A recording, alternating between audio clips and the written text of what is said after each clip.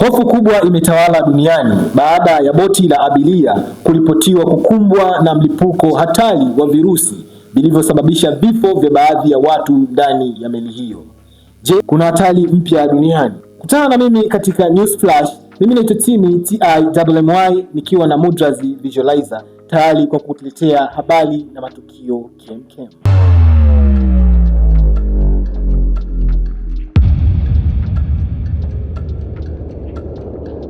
Kwa mujibu wa taarifa mbalimbali za kimataifa, boti ya abiria inayojulikana kama MV Handys ilipatwa na mlipuko wa virusi hatari vya hantavirus ikiwa katika safari zake inatoka Argentina kuelekea Cape Verde.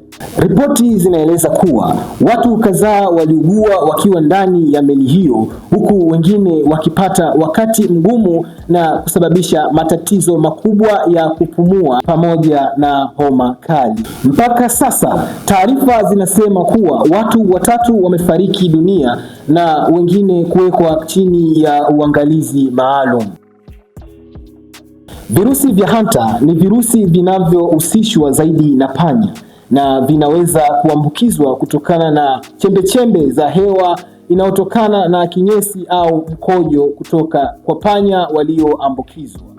Wataalamu wa afya wanaendelea kuchunguza juu ya tukio hilo, huku abiria wakizuiliwa kushuka kutoka kwenye meli hiyo kwa ajili ya tahadhari. Kinachozidi kutia hofu watu wengi duniani ni taarifa kwamba abiria waliokuwa ndani ya meli hiyo walitoka nchi mbalimbali duniani.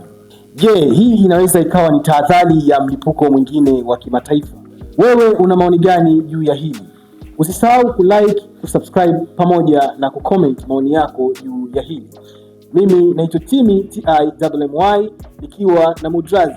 Hii ni News Flash ya G24 Online TV. Tupo hapa kwa ajili ya kukuletea habari na matukio kemkem.